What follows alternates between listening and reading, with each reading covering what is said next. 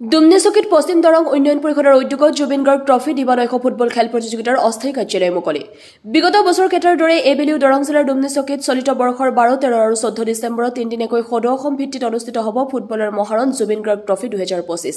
অন্যতম সামাজিক অনুষ্ঠান পশ্চিম দৰং উন্নয়ন পৰিষদৰ উদ্যোগত বৰ্ণই সিনিয়ৰ ছেকেণ্ডাৰী স্কুল খেলপথাৰত অনুষ্ঠিত হ'ব লগা প্ৰাণৰ শিল্পী জুবিন গাৰ্গৰ স্মৃতিত দিবানৈশ প্ৰাইজমণি ফুটবল খেল প্ৰতিযোগিতাখনি সুকলমে পৰিচালনা কৰাৰ লক্ষ্যৰে দুমনিচকীত দেওবাৰে সন্ধিয়া এটি অস্থায়ী কাৰ্যালয় আনুষ্ঠানিকভাৱে মুকলি কৰে খেল পৰিচালনা সমিতিৰ সভাপতি তথা সিপাজাৰ সমষ্টিৰ বিধায়ক পৰমানন্দ ৰাজবংশীয়ে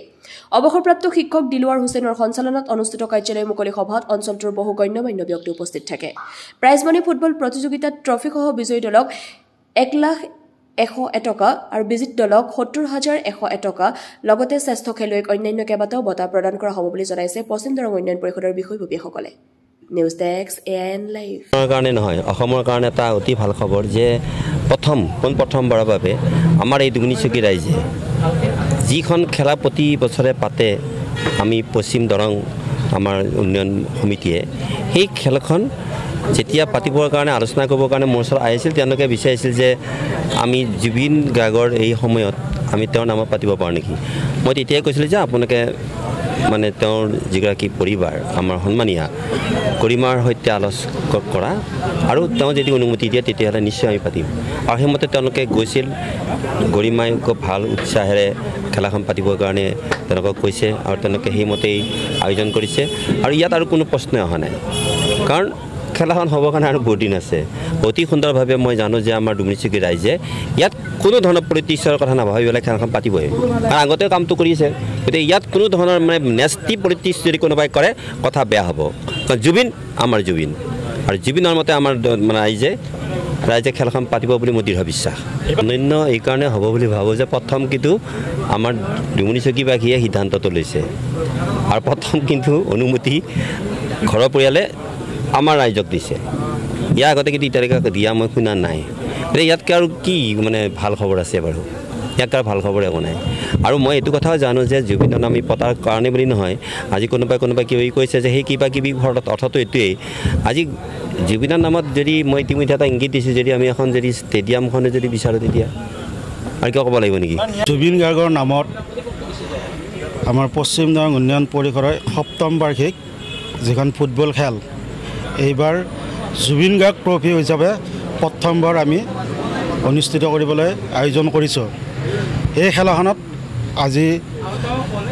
আমাৰ দুমনিচকীৰ আঞ্চলিকত এখন সভা অনুষ্ঠিত হৈছিল সকলো ৰাইজৰ দিহা পৰামৰ্শ বিচাৰি সভাখন অনুষ্ঠিত কৰিছোঁ সভাখন মানে পাৰ হৈ গ'ল এইখিনিয়ে মোৰ হয় পশ্চিম দৰং উন্নয়ন পৰিষদৰ উদ্যোগত প্ৰত্যেক বছৰৰ দৰে এইবেলিও দিবানৈশ ফুটবল প্ৰতিযোগিতাখনি অনুষ্ঠিত হ'ব কিন্তু এইবাৰ এই ফুটবল প্ৰতিযোগিতাখনি এক ব্যতিক্ৰম হ'ব কাৰণ আমাৰ হিয়াৰ আমঠু প্ৰয়াত জুবিন গাৰ্গ ডাঙৰীয়াদেৱৰ স্মৃতিত এই খেলখন অনুষ্ঠিত হ'ব আৰু আগতেও এই খেলখনত যথেষ্ট দৰ্শকৰ সমাগম হৈছিলে আৰু এইবাৰ আমি আশা কৰিছোঁ এক বিশাল দৰ্শকৰ সমাগম হ'ব সকলো ৰাইজৰে সহায় সহযোগিতা আমি আন্তৰিকতাৰে কামনা কৰিছোঁ উন্নয়ন পৰিষদৰ উদ্যোগত আয়োজিত এই 7ম বাৰ্ষিক দিবানৈশ প্ৰাইজমণি ফুটবল প্ৰতিযোগিতাখনি প্ৰথমবাৰৰ বাবে জুবিন গাৰ্গ ট্ৰফি নামাকৰণ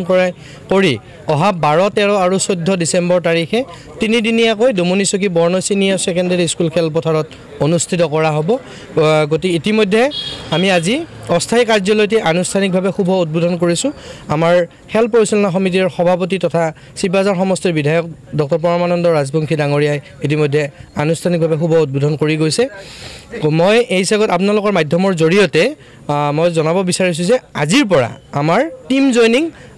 দি থকাৰ ব্যৱস্থা কৰা হৈছে টিম জইনিং দিয়াৰ ব্যৱস্থা কৰা হৈছে গতিকে ইচ্ছুক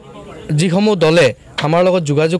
আমাৰ খেলখনত অংশগ্ৰহণ কৰিব বিচাৰে তেখেতসকলে আমাৰ যোগাযোগ নম্বৰত যোগাযোগ কৰিব পাৰিব আৰু তেওঁলোকৰ যোগদান নিশ্চিত কৰিব পাৰিব যিকোনো খবৰ বিজ্ঞাপনৰ বাবে যোগাযোগ কৰক 7896121996